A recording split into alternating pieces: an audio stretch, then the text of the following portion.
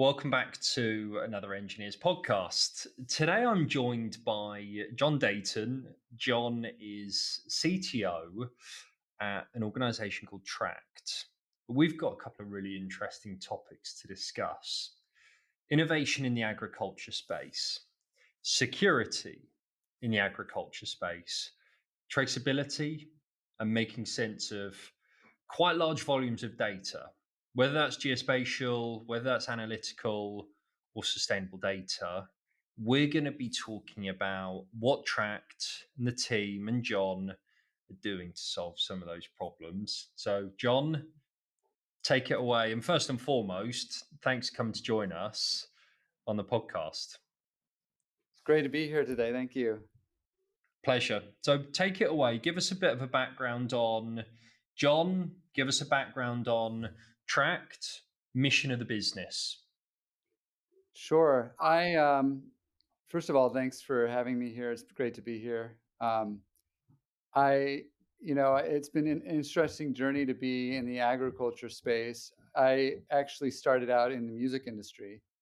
Um, so I came at engineering from a very non-traditional path.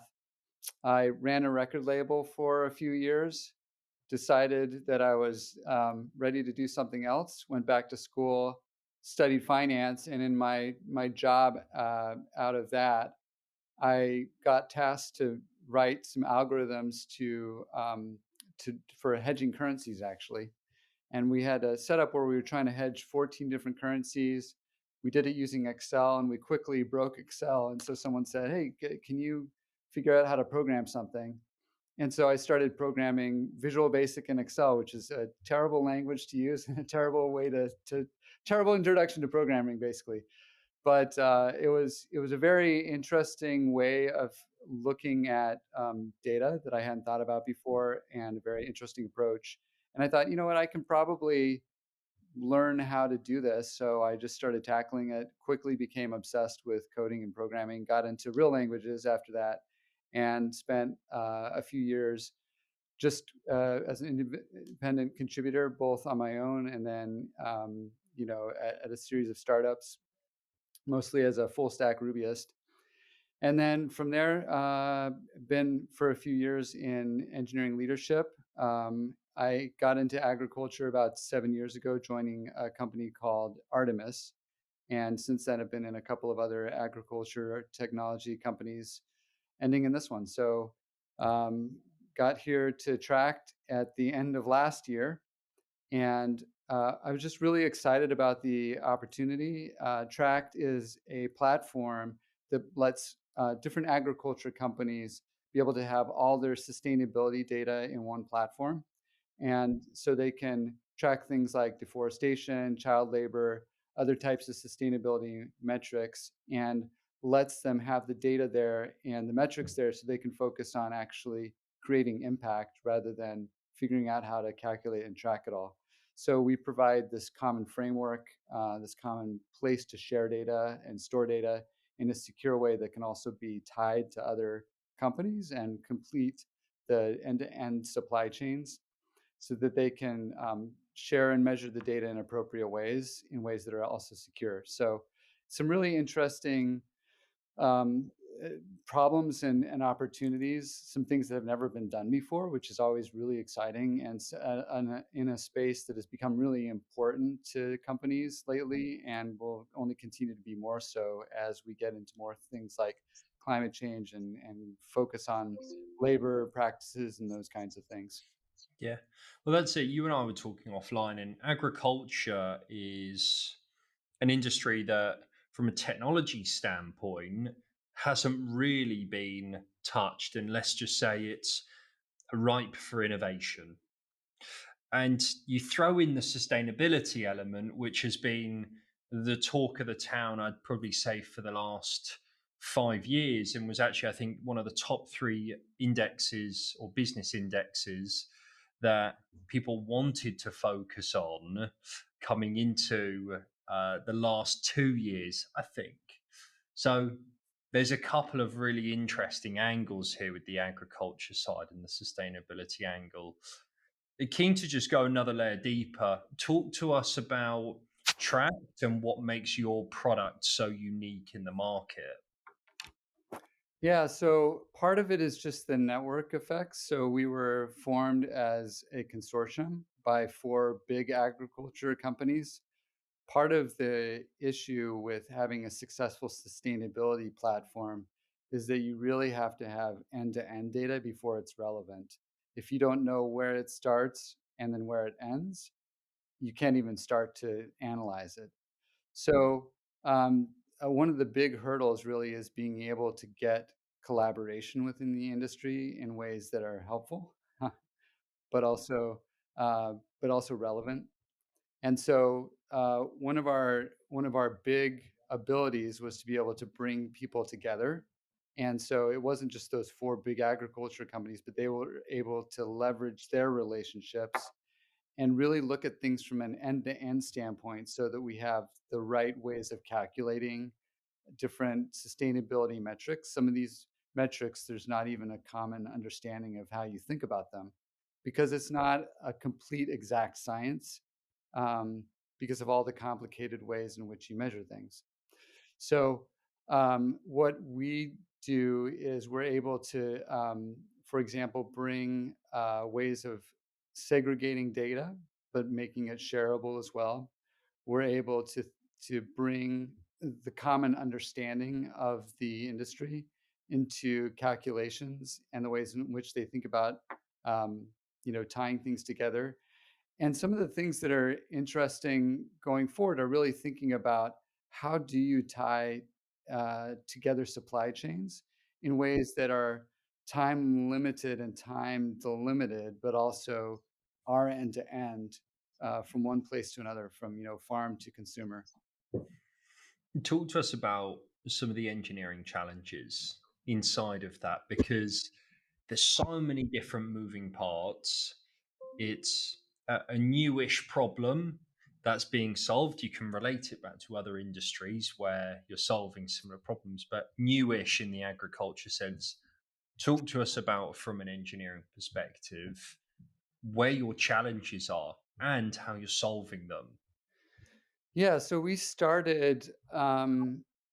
Well, if I can maybe start talking about security, because that's one that was uh, one that seemed like it should be straightforward, but actually became quite complicated because we started out thinking about security as just a zero trust model, right? These are big companies, big agriculture companies. They want to be very secure in their data.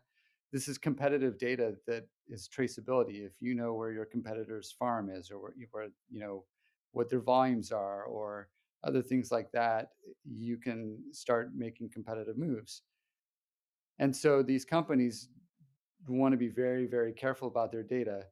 We address that by having completely separate infrastructure stacks, so separate databases, separate infrastructure, and it's cloud-based. So it's still running on the cloud, but completely separated, right? All of our DAGs are running in separate spaces, and um, so we kind of thought about it from a zero trust model.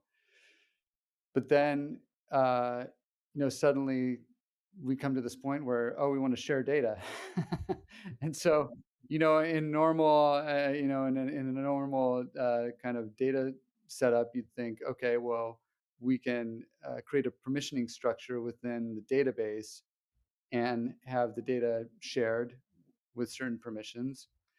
But because the data isn't even in the same database, um, thinking about ways in which we make sure the data is accurate and that the correct data is shared and it's authorized by the right people at the right time has been pretty interesting.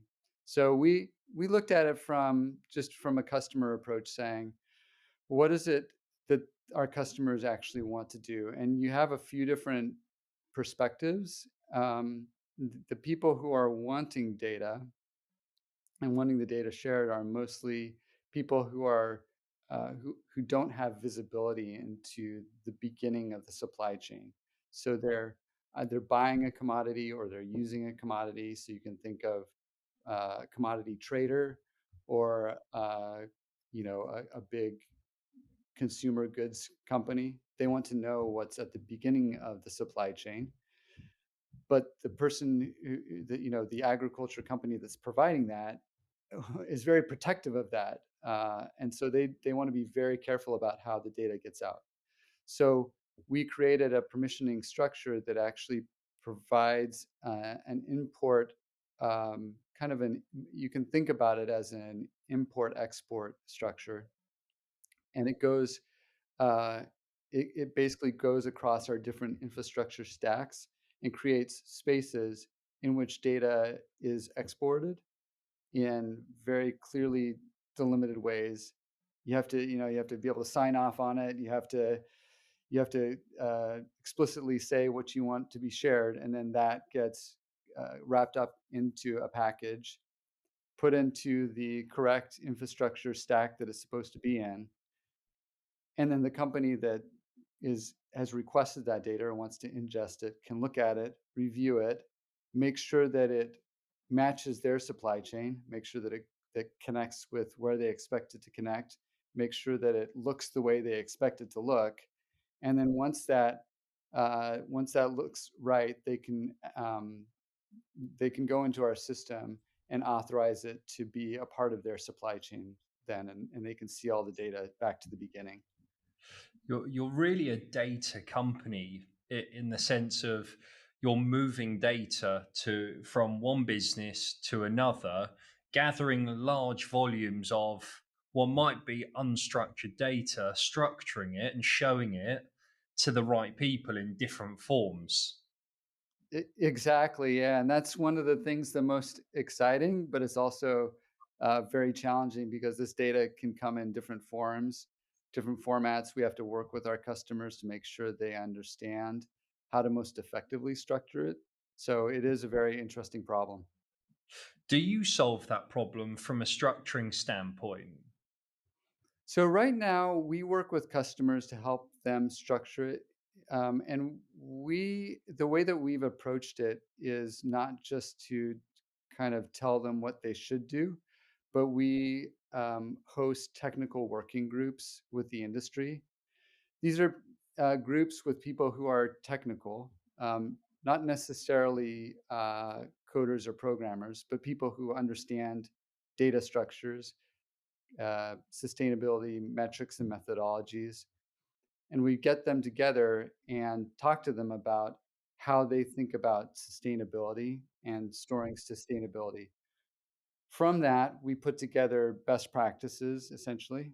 Um, and we don't, again, we're not requiring a way of doing things, but we say, here's the way our system does it. And we help customers then put data in, uh, put data structures together in ways that make sense, and then get it into our system, and then it can be manipulated in a lot of different ways. So one of the things we're going to be working on next year, which is exciting, is looking at it more algorithmically. So if we have data that's more unstructured, how can we help customers structure that in a faster way rather than having to go through what now is not a manual process, but not as automated as it could be. I get you. Talk to us about the traceability challenge that you find yourself having in the business, because traceability, by the way, can mean different things to different organizations dependent on their problem. But I'm keen to understand, traceability in the agriculture sustainability space. What problems are you facing? How are you going about solving them? Yeah, sustainability and traceability is a really interesting problem. And as a consumer, you usually think about it as a tree, right? So I have this cup of coffee. It got made from these beans that were then shipped to this port and grown on these farms. And so if I know that where these farms were, I can tell if my cup of coffee was sustainable or not. The problem with that is that if you looked at a graph of actual sustainability, it doesn't look like this nice tree. It wraps around on itself. There's this trading that goes on. It may sit in a port and be traded among different buyers and sellers, that where it's sort of like virtual movements almost, where it's being traded. And So, and at any point along that, it's not just a one-way tree, it's actually a graph. So it's looping around on itself, it's branching out, it's coming back together. And so making sense of that is really difficult, especially since you may have someone anywhere along that graph that may be a stakeholder that wants to know the rest of that graph. So um, we started out thinking about it as more of a tree problem, and that so when you're recursively looking at it using like a DFS algorithm, and you're looking at it and going deep down the tree, that's fine until you start realizing it is a graph, and now it's hugely inefficient, and we were running into problems where these calculations were just taking minutes, and if they were large, then we're talking into the almost hours, right? Because these chains can go very deep, and you can have literally in some of these chains you can have a million farms. um, so some of these types of commodities are just unfathomably large. And so when you start thinking about a supply chain that's that big, uh, this can get very computationally intensive very quickly. So we've had to look at our algorithms again and recompute them, look at them from a graph standpoint instead of a tree. Look at them in terms of how do we optimize them, and again, how do we optimize them knowing you may not always have all the data that you need? Yeah, I want to come back to actually, sources of data and the truth of that data, if you like, because that seems imperative. But you touched on a couple of really interesting things, and it might come back to the engineering conversation. But we're talking about computational levels, we're talking about optimization. It would be good to understand what some of those challenges are in your business, because I think quite high level we can just see this chain of data challenges and the security of that and the traceability, but underneath that requires really smart engineering. So high level it would be good to understand computationally, optimizational, what are they looking like on a day-to-day basis? Yeah. So one of the things that it might help to know is maybe we can take a sustainability metric, because that may give a sense of like how we're thinking about computing it along the supply chain. So one thing that's been a really big topic lately has been deforestation. Deforestation is interesting because there's some new regulations coming in the EU that require anything that's um, being sold in the EU, it can't come from land that's been deforested since 2020. So, and there's basically a zero tolerance policy for that. So you have to, if you're shipping something into the EU that's a commodity, you have to prove that it doesn't come from deforested land. So so this is this has caused a mad scramble, of course, and but this is also something that we've been able to help out with, because if you know where something has been grown, then you can start looking at, okay, what kind of proof can we get that says that it has or has not been deforested. So deforestation is there's some nuances in terms of how you calculate it, but you can think about it as are the trees, our natural trees have been lost either because they've been replaced by man-made, you know, plantations, let's say, or because they've just been simply cut down. So we if we have the shape and size of those farms, we can use that to cross with geolocation data and satellite imagery, and be able to tell if something looks like it's been deforested or not, and if it's in danger of deforestation. So at a farm level, we're looking at calculating on a farm by farm basis whether something has been or is in danger of being deforested. But now computationally, we have to say, because no one really cares about it on a farm level. They care about it from this is being shipped into the EU, and then beyond that, it's being trucked across the EU. At each step along the way, they have to have proof that whatever is in that truck has not been deforested. So you have to go all the way back and all the way forward. So um, the way that we're approaching that is a system of tagging and proportional assignment to different shipments, making sure that at every step along the way, if something's come from a certain tag or a certain shipment, that it's included in those calculations, and then being able to give an answer at any point along the way as to what percentage of that shipment has been deforested or come from or deforested a farm, or if it still needs proof. So there's a lot there that, if there are, let's say, um, if there are geometric polygons that are missing that would show the shape of the farms, or if they have proof, documentary proof that shows that it wasn't deforested or things like that. We have to be able to track that and then back calculate it along every step of the graph and try to make sure that all the proportions are right, all the calculations are right. Interesting. Okay, that's really where some of the name tract comes from. I can Exactly. imagine tracking that process itself. Okay. And I think it's nice to see actually that this isn't just analytical data that you're assessing across the supply chain.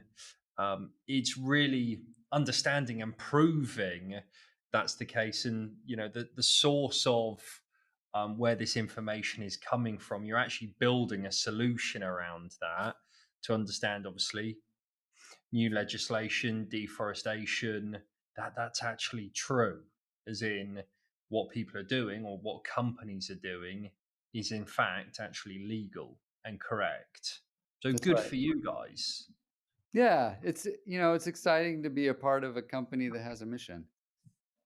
Yeah, good. Okay. Talk to us a little bit about what the next 12 months looks like and what you're actually working towards building. So right now, we're working on a few fronts. One is to refine some of our models, and expanding, especially our geolocation models and our geospatial models. So we've done a lot with deforestation so far, but there are other things that are really interesting.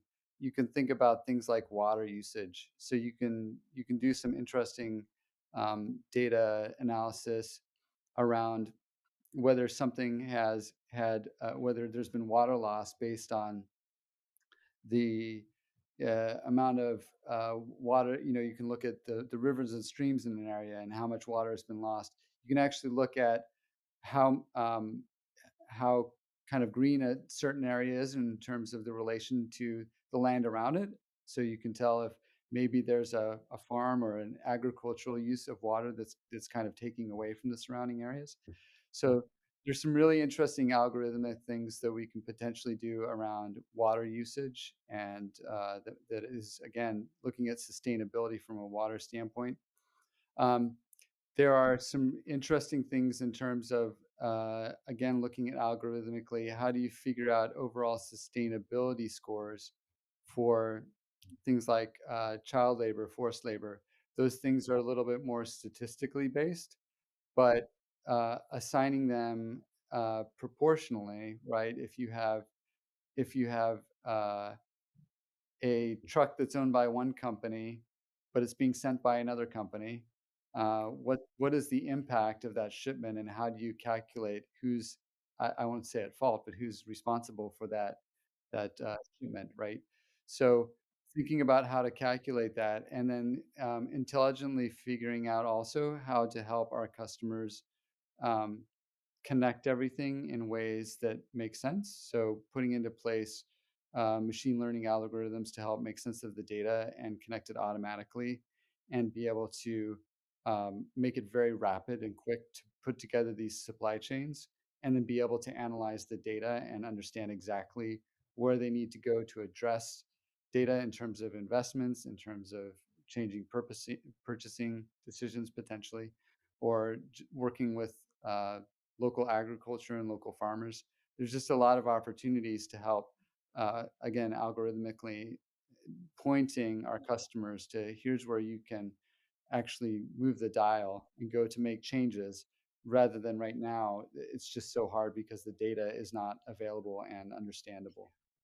Yeah, it really feels as if there's a number of different models in the business that probably could be sharpened from everything, like you initially said, to water usage through to the supply chain, and just being able to make sense of that data probably quicker or trustworthy, whatever it might be, but sharpening those models and getting better at providing better data.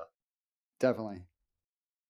Love that. Whereabouts do you actually operate? Obviously EU, but whereabouts does Tract actually operate?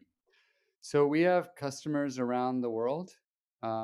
Yeah, so uh, I mean, we're an Amsterdam company, so our almost all of our company is here in Amsterdam, but uh, but we operate around the world. Love it. So really, your data from a geospatial perspective, well, actually across the supply chain, is on a global basis. Exactly. Yeah, I mean, South America, Asia, North America, Europe. I mean, we're really getting data from everywhere. Yeah, that's vast. That is really vast. Okay. So we've spoken a little bit about what the next 12 months looks like in terms of, let's call it product building or tract building, and improving some of your models. Be good to understand business growth and where you're planning to grow. You said that you're a Dutch business, Amsterdam based, or largely. Be good to understand how you're looking to add to the team over the course of 2025. From a customer standpoint, From a customer standpoint, from a hiring perspective, as in growing your team, if you are. yeah. So we have a number of positions open. Um, they're on our website, track.eco/careers. Front end, back end, full stack, QA, so full, engineering openings. It's an exciting time for us in terms of engineering growth. We just have a lot of problems to work on and not enough engineers. So it's a good place to be, an exciting time when, you know, every project that any engineer works on is interesting by definition, because there are just too many problems to work on.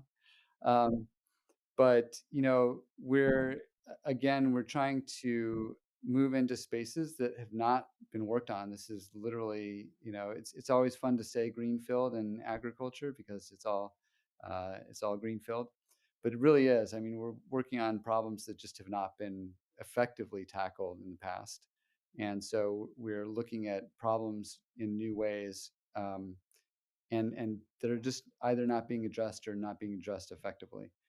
From a customer standpoint, you know, we're looking just to continue what we're doing, which is looking at companies that are uh, agriculture based. So from a sort of supplier side or a seller side, that's big agriculture companies. From a buyer side, that's consumer goods companies.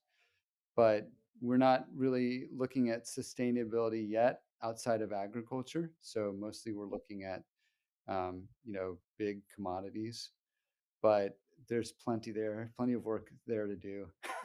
There's So plenty of work, and it feels as if once you've got the foundations down, we're talking about improving your models into water usage, or surrounding areas of water. Like once you've got the foundation of the product down and around you, you can start building from there. That's what it feels like as well. yeah, I think another big area for us in next year, in terms of if we're just talking about from a metric standpoint, is going to be carbon, Okay, which is, interesting. yeah, carbon is an interesting one because you're looking at the entire supply chain. So you're not just looking at farms, you're looking at where did it leave port and where did it go into, and who owned it when. Again, these are the kinds of questions where you get into whose ship was it, whose truck was it. Yeah. You know, it goes into a different column depending on what those answers are. So it's a really interesting issue. Yeah, and I think there's even businesses out there where you have an option to choose the mode of transport or the organization in that specific transport field based on their carbon usage. So even just creating like more features inside of, the products that you've already got, it seems as if you're thinking that way, will help create a more valuable product for businesses. Yeah, the key though to what we're doing is tying sustainability to traceability. So sustainability has been done before, and it's being done well by some companies. Um, that assumes that you've got the data together and you've been able to somehow make sense of it already and tie it together already. So what we're doing is we're taking data that is needs to be tied together into traceability models. So you need to know where it is end to end, and then you can start doing the analysis on it. So we're tapping into data and supply chains that have just not really been effectively looked at yet. Okay, that's a nice way to put it. Sustainability and traceability. Um, so, folks, if you're listening, you've just heard Jon, CTO, come and talk to us a little bit about some of the problems that they're solving, and they need more people to help them come and solve this. So, if you're listening and you're back end focused, front end focused, QA focused, and you're really interested in some of the problems that they're going to face in 2025, you should definitely reach out to Jon. You should definitely reach out to, I think, tract.eco/careers, which will be below, and understand a bit more about what they're doing. Jon, I want to say a massive thanks for coming to join us, talking to us about TRACT this year and what you're building, but going into next year, and sharing some really, really good insights on the engineering front and what you're running into. Thanks a lot. It's been good to be here. Pleasure. And for everyone listening, standard stuff, likes, shares, subscribership, all of that good stuff keeps us buzzing around. So please continue to do that. And again, Jon, thanks so much. Thanks a lot. Hey guys, thanks for watching this episode. Massively appreciate you listening and checking in with us. If you want to find out more about us and what we're doing, please check us out on social media. What we're trying to do at Enginears is build a community to drive knowledge sharing and experiences. On Twitter, we can be found Enginears.io. It's no_. We've also got a website, which is enginears.io. These links will all be posted in the description. Any feedback and comments are massively appreciated. We're always looking to improve on where we can. Thanks, guys.